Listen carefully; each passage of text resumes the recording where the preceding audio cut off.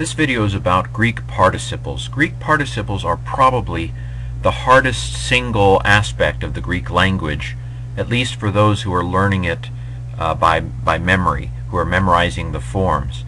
It's still quite involved even if you're using tools that give you the forms, that parse things for you, because Greek is a participial-loving language.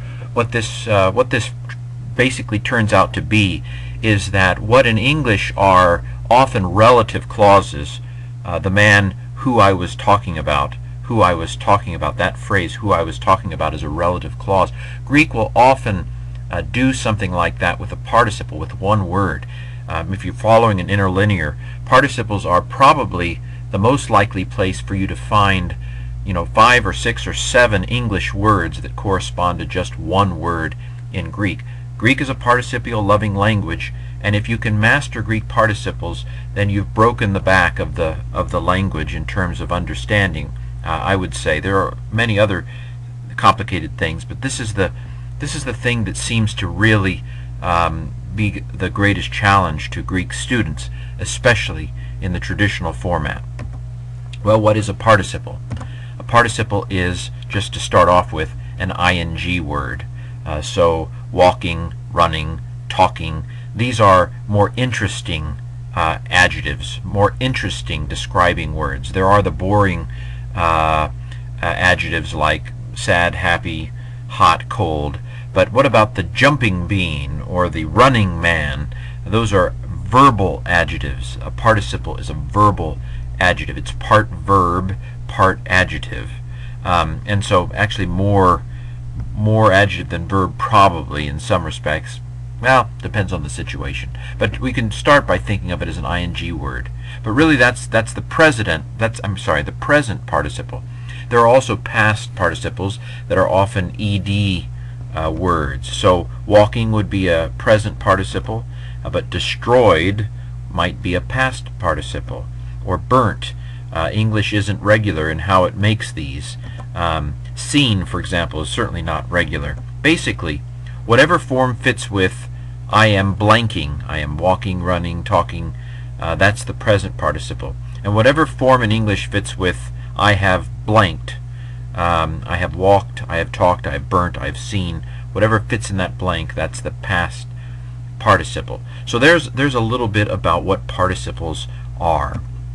Okay, how does Greek use participles? I want to divide the use of Greek participles into 3 basic categories. This is going to get you 97% of the way. I just made that number up. But probably the easiest use of a participle is one that is often very much just like English, and that's what we would call the periphrastic use of a participle. He was eating. Eating is a participle. Was is a to-be verb, a linking verb. And so sometimes you'll have that. Ein means he was, she was, or it was, and then estheon is the participle. So he was eating. And you've got the was there, you've got the eating there. So it's just pretty much translating the Greek words straightforwardly, and it works in English. It won't always, but it can. So the periphrastic use of the participle is, in some cases, the simplest use of the participle. Participles can also be used adverbially. An adverb is a word that tells you something about the verb. For example, how the verb was done, or why the verb was done, or when the verb was done. And so one of the most famous adverbial participles is in Matthew 28:19, the Great Commission. The main verb in the Great Commission is the verb make disciples. But there is a participle on it, going, or having gone, make disciples. And probably translations are right to make it into somewhat of a light command, go and make disciples, because as you'll find out in this vidcast, one of the functions of an adverbial participle can be the imperatival function. But here it's telling you the circumstances under which you're making disciples at the very least, or it may be even a light command, go and make disciples. So in Greek, poruthentes is a participle, having gone, mathetusete, make disciples. Okay, lastly, a participle can be adjectival, in which case it's telling you about a noun. So the one who comes, ha erkamenos, the one who comes. All of that can come out of that. Those two words there where ha is the word the. It's literally something like, or woodenly, something like the coming one, or the coming man, or something like that. The coming something masculine. If you remember adjectives from another video, adjectives can be used substantively. That means that they can be used without a noun actually there. The noun is implied, as in the phrase the good, the bad, the ugly. The good people, the bad people, the ugly people. People is implied. And so participles that are adjectival can be used substantively as well, where the noun isn't actually there. So those are the three basic functions of Greek participles. I'm now going to unpack them in greater detail. But first, for those of you who are using an interlinear, in particular Mounts and Mounces Greek-English interlinear, you might be encountering this video on participles late in the journey of learning that code in Mounts and Mounts. As far as Mounts and Mounts is concerned, N means noun. I imagine this will be similar for most analytical concordances that parse the words for you. So an N indicates that you're looking at a word that's a noun. V, a word that's a verb. A, this is Mounts and Mounts, a word that's an adjective. ADV, a word that's an adverb. D means you're looking at the word the definite article. P, a preposition. CJ, conjunction, and R, pronoun. So if you're using, say, Mounts and Mounts, and I imagine it'll be similar in other analyticals, PT stands for participle. Okay, so here is an example of the kind of code that a analytical such as Mounts and Mounts' Greek-English one, published by Zondervan, will give you. So PT, legon is the word. The PT tells you that this is a participle. PA tells you that it's a present active participle. And then NSM tells you that it's a nominative singular masculine participle. And so the PA here has to do with the verbal part of the participle. So as a verb type word, it is present tense and active voice. And then the NSM has to do with the adjective part of the word. It is nominative singular masculine as an adjective. So that's somewhat how the code works. That's what I've just said. It's participle, present active, nominative singular masculine. Okay, so what are some starter translations, some rated G translations for participles? Well, for a present active participle, I would suggest that you start by just tacking an ing onto the word. So if your analytical concordance tells you that it's a present active participle, an ing word is a good way to start as a rough draft translation. If it's present passive, then you might do being ed. So being loved or being burnt. You would use that form of it if it's PP. If the analytical concordance tells you that it's a present passive participle. If it's aorist or perfect active participle, I suggest you start off with having blanked, having loved, for example, having burnt, having seen. Now, you might ask, well, what's the difference between the aorist participle and the perfect participle? How can you have the same translation, or at least starter translation? Well, the difference is in the connotation. If it's an aorist active participle and you translate it as having loved, he asked her to go on a trip. Having loved her, he asked her to go, on a cruise. If it's aorist, it's just saying, bleh, he did it. He had loved her at some point. Having loved her. There's no real extra connotation. If it's a perfect active participle, however, then the author has intentionally put extra meaning into it. The perfect tense has the sense of something that's completed, but that the results of which have continued. And so having loved her, meaning that at some point in the past he came to love her, and he still loves her. He asked her to go on vacation. So that that construction has extra meaning when it's a perfect active participle than it doesn't have when it's an aorist active participle. But having loved in English will suffice for both. This is one of those instances where English doesn't really have a construction that can clarify entirely the Greek construction. Greek has a construction with a meaning that is harder to reproduce in English, and this is of course the problem with translation and the benefit of learning the original languages. Aorist perfect or perfect passive then might be translated with this construction having been loved, burnt, seen, and so forth. So these are 4 starter translations. Sometimes that will work to get the sense of the participle that you're looking at. However, this is the rated G version. It does tend to get a little bit more complicated depending on whether you're looking at a periphrastic use or a adverbial use or an adjectival use. And when you begin to get more precise in your English translation, when you improve your English translation, the words tend to multiply. But let's start with the periphrastic. I said it was the easiest in many cases. Most periphrastic constructions are pretty easy. So I mentioned this one, which is taken from Mark 1. John the Baptist was eating, ein estheon. So using Mounce and Mounce's code, this is a verb. It is imperfect. It's not really active, but that's the code they use. Indicative, you don't need to know that for participles. Third person singular, which means the subject is a he, she, or it. Turns out that it's a he, John the Baptist. This is not what this video is about, but was is a good translation of it.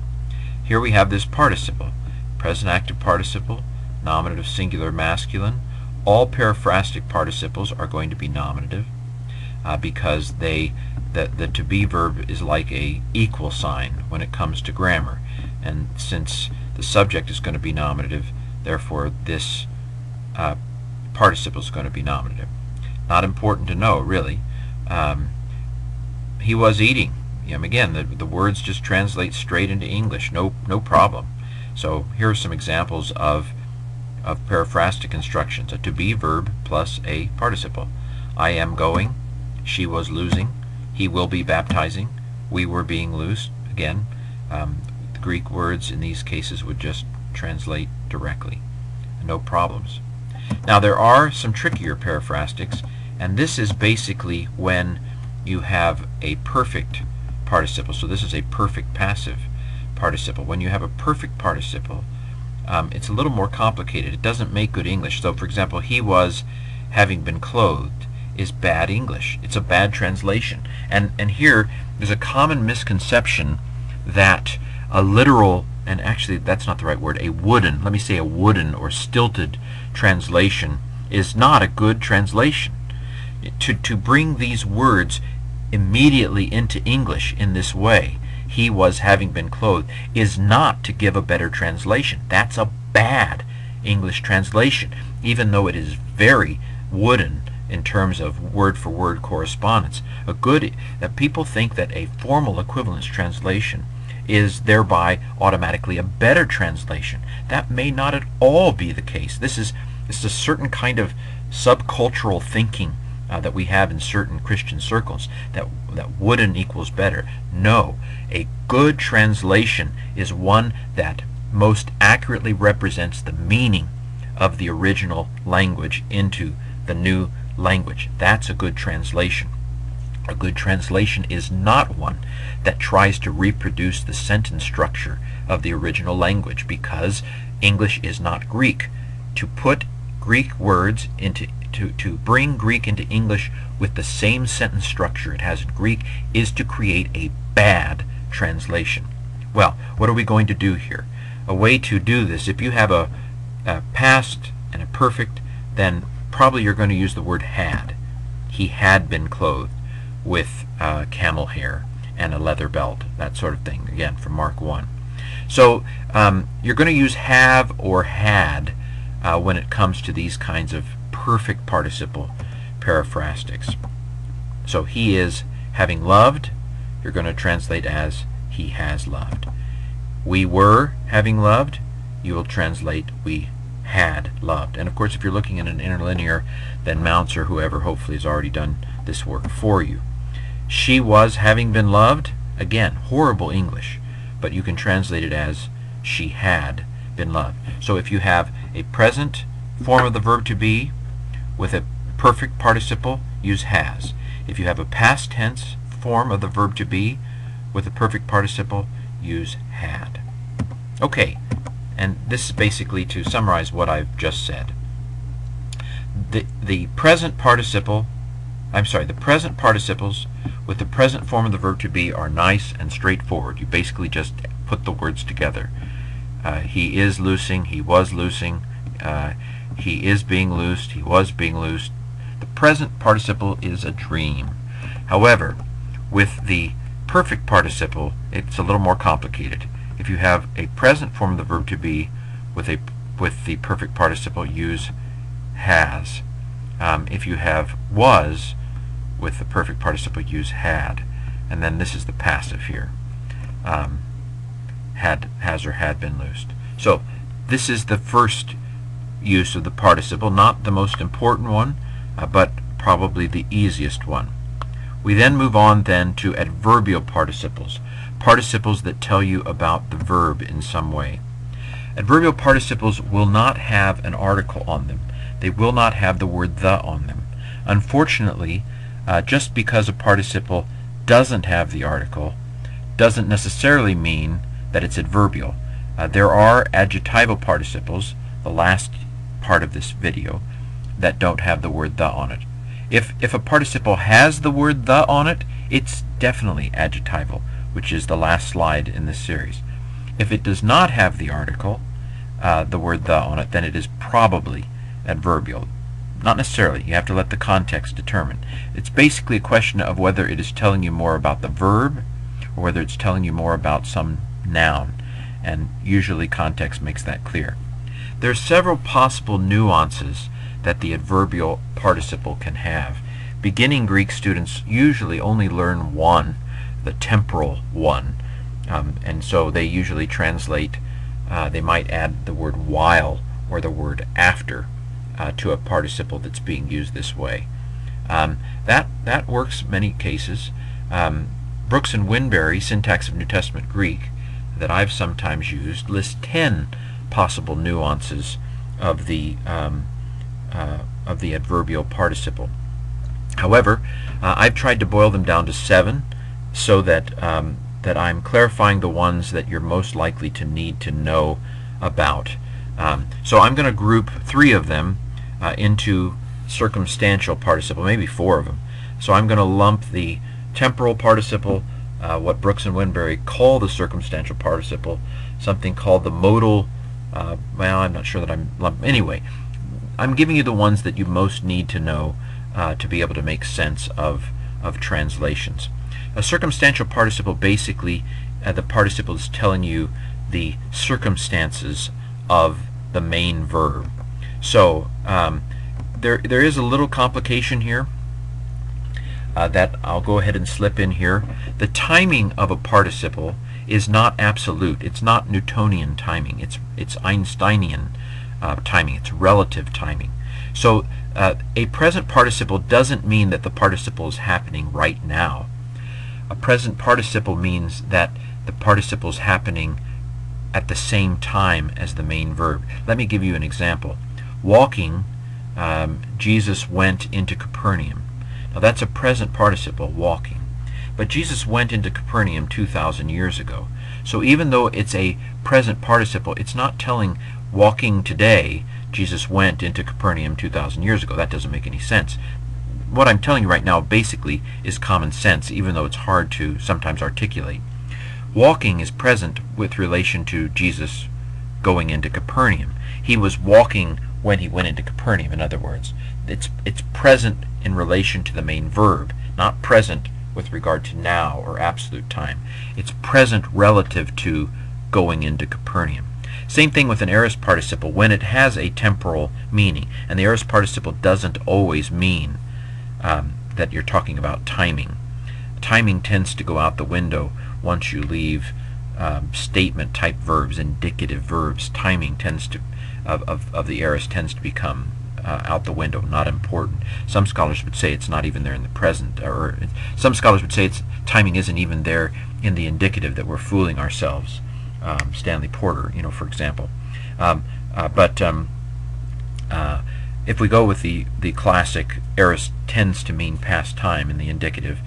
It does not necessarily mean past time when we get into participles. If the aorist does mean past time, then it's something that happened before the main verb. It is past in relation to the main verb of the sentence, not past in relation to today.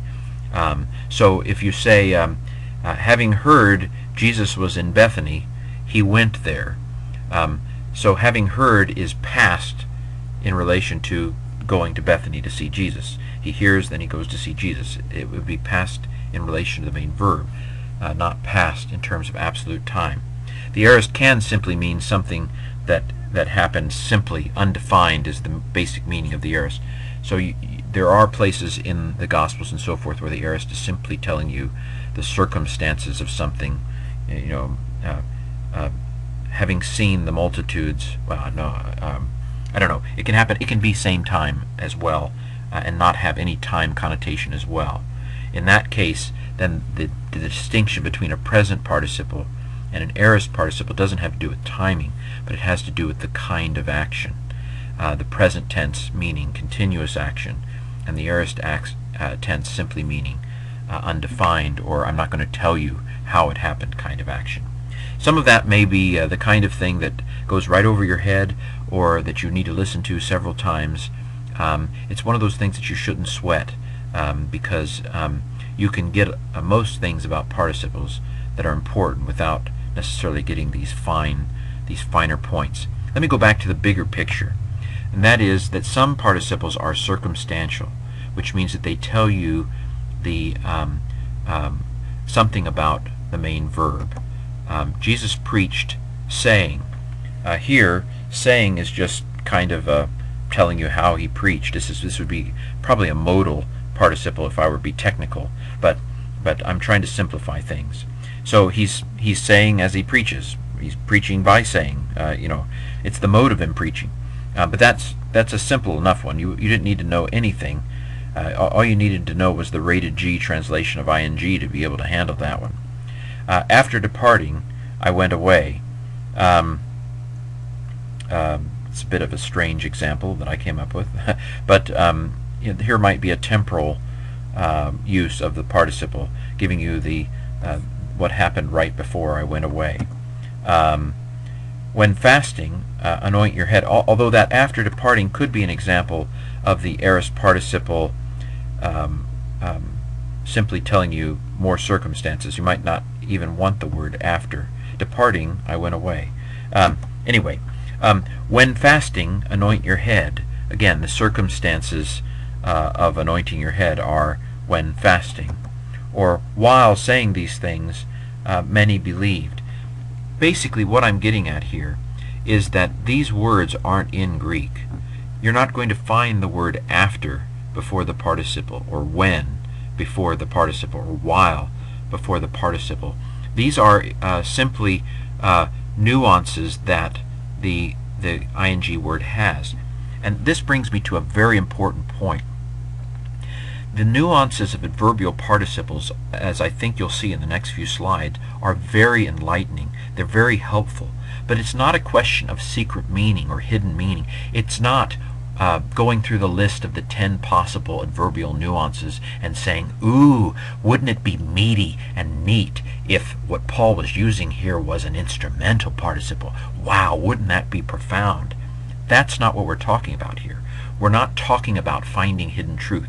We're talking about a kind of feel that the participle is giving off anyway, to where when you say, you know what, if I put the word when in front of fasting, it really captures the sense here. Fasting, anoint your head, is what the Greek says. But if I put the word when in front of it, when fasting, anoint your head, it's better English, and it really brings out the meaning. So as you'll see in the next few slides, this is not about inventing stuff that's not there or finding secret truths that can impress your friends and congregations. It's about trusting the force. It's about feeling the force of the participle that's already there, to where when you say, what if we put this word in front of it, like when, or some of the words that I'm going to show you in the next slides, you say, yeah, that really gets at what it's saying. So here's an example. Causal participles. These are participles where we can feel the word because or the word since there. So take this. Wanting to release Jesus, Pilate talked to them about letting someone go at the Feast of Passover. Wanting to release Jesus. Can't you feel that there's a because there? Because he wanted to release Jesus. Pilate. We're not inventing things. It was already implicit there. We could feel the force of wanting to release Jesus is giving the motivation why Pilate then tries to let Barabbas go, because he wanted to release Jesus. There's another example, I think, in Romans 5:1. Having been justified by faith, therefore, we have peace with God. Can't you feel the because we have been justified by faith, we have peace with God? And it is perfectly legitimate to stick that because into the English translation, because that is exactly the nuance of the adverbial participle. Conditional participle. Not giving up, we will reap in due time. Can't you feel an if there? If we do not give up, we will reap. Now here's the thing, not giving up may be one participle, one word in Greek, and yet here is 1, 2, 3, 4, 5, 6, now there'll have to be a not there. There'll have to be a different word for not, but if we do not give up. So you see, it's perfectly legitimate to have 5 or 6 words in the English translation to correspond to one word in Greek, and in fact, if you don't do that sort of thing, it's an inferior English translation. So if can sometimes be a nuance, telling the conditions during of which the main verb takes place. Another example of this is in Hebrews 2:2. If the word spoken, or Hebrews 2:3, if the word spoken by angels was firm, and every disobedience and transgression brought on a just punishment, then how will we escape having neglected such a great salvation? Can't you feel the if? How will we escape if we neglect such a great salvation? We're not making things up. We're not finding hidden meanings. We are clarifying the nuance of the adverbial participle. They can also be concessive. Being blind, now I see. Now obviously these don't take place at the same time. But what if we introduce the word although? Although I was blind, now I see. Another example of this is in Hebrews 1:1, I believe. God, having spoken formerly to the fathers through the prophets in many and various ways, in these last days has spoken to us through a Son. Can't you hear, can't you feel the although? Although God spoke formerly to the fathers through the prophets in many and various ways, in these last days he has spoken to us through a Son. Again, not making it up, simply clarifying the meaning there. I think there's an although in the Philippian hymn in Philippians 2. Jesus, existing in the form of God. Here's the Greek. Existing in the form of God, he did not consider equality with God something to exploit. Can't you feel the although? Although he existed in the form of God, he did not consider equality with God something to exploit. These are very helpful in interpretation. These are intermediate Greek categories. The instrumental participle. Worrying, who can add a cubit? By worrying, who can add a cubit? The instrumental participle tells you the means by which the main verb takes place. So, by means of worrying, who can add a cubit? Purpose participle, where you can feel something like in order that. Going to worship, he came to Jerusalem. Can't you sense the sense of purpose? In order to worship, he came to worship. He came to Jerusalem. Then lastly, let me mention this command participle. Hating the evil, hold fast to the good. And I think the hold is mistranslated there. So it can be translated as a light command. Hate the evil, hold fast to the good. And this is probably what the participle in the Great Commission is. Go and make disciples is a fine translation. Grammatically, make disciples is the emphasis. Make disciples is the focus. But probably going is best translated as a participle, as an imperative. Go and make disciples. So those are the I've tried to boil them down to 7 kinds of nuances that adverbial participles can have. And of course, an interlinear is going to go ahead and insert. I'm not 100% sure whether mounts and mounts do that, but this will move you to the next level. In most traditional approaches to Greek, you don't get to this sort of stuff until a 3rd and 4th semester, at least not much of it. But a lot of it can be understood even in the 1st semester. Arguably most of it can. Adjectival participles. These are participles that tell you mostly about a noun. So adverbial participles are mostly verbal adjectives. Adjectival participles are mostly verbal adjectives. They tell you specifically about the man, the God who heals you. Who heals you could be a participle in Greek. Could also be a relative clause, as it is in English, but Greek prefers to put a construction like that into a participle construction. Again, if a participle has an article on it, then it is most certainly adjectival. If it doesn't, it's probably adverbial, although you have to use your common sense. It could be adjectival. In your translation, add the word who or which or that to your translation. So literally the coming one might be translated the one who is coming. Where did the word one come from? It came from this ending that tells you that this is referring to a masculine, which of course is generic in Greek, so we can translate it with one. And then the who came out of the fact that this is a participle with the article on it. It's an adverbial participle. So if a participle has the article, use who or that. If not, it's probably adverbial. This takes a lot of practice to do it cold turkey. The main purpose of this video is that you know what you're seeing in a commentary, or you know what you're seeing in a translation, because you can compare a translation with the original in an interlinear or in an analytical, and you can see, this particular translation has added some words to interpret this participle, but it is an interpretation. And if you understand this video lecture, this vidcast, then you can begin to decide whether or not you agree with the interpretation that the translation has done, and thus you become a better interpreter of the Bible.